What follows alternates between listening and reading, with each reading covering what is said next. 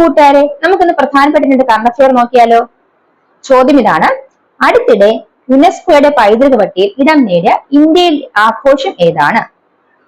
ഉത്തരം ദീപാവലിയാണ്. ഇപ്പൊ 2025 ഡിസംബർ 10 ഇന്ത്യയിലെ ഡൽഹിയിൽ നടന്ന ഇന്ത്യൻ ഗവൺമെന്റ് യോഗത്തിൽ, യുനെസ്കോയുടെ ഇന്ത്യൻ ഗവൺമെന്റ് യോഗത്തിലാണ് ഈ പ്രഖ്യാപനം ഉണ്ടായത്. ഇനി ഈ ലോകത്തിലെ സാംസ്കാരിക പാരമ്പര്യത്തെ പ്രതിദാനം ചെയ്യുന്ന അമൂല്യ സാംസ്കാരിക പൈതൃക പട്ടികയിലാണ് ദീപാവലി ഉൾപ്പെടുത്തിയിരിക്കുന്നത്.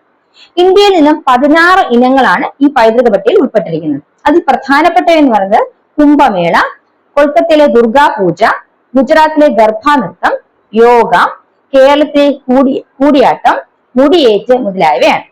അപ്പൊ ഇതൊക്കെ ഓർത്ത് വെച്ചോളൂ. അടുത്തൊരു ചോദ്യം നോക്കാം. ഇന്ത്യയുടെ മുഖ്യ വിവരാവകാശ കമ്മീഷണർ ആരാണ്?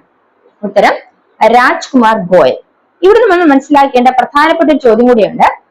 ആദ്യ വിവരാവകാശ കമ്മീഷണർ ആകുന്ന മലയാളി, ആദ്യമായിട്ട് വിവരാവകാശ കമ്മീഷണർ ആകുന്ന ഒരു മലയാളി ഉണ്ട്. വിവരാവകാശ കമ്മീഷണർ ആകുന്ന കേന്ദ്ര വിവരാവകാശ കമ്മീഷണർ, ചോദ്യം ശ്രദ്ധിക്കാം, കേന്ദ്ര വിവരാവകാശ കമ്മീഷണർ ആകുന്ന ആദ്യ മലയാളിയാണ് PR രമേശ്.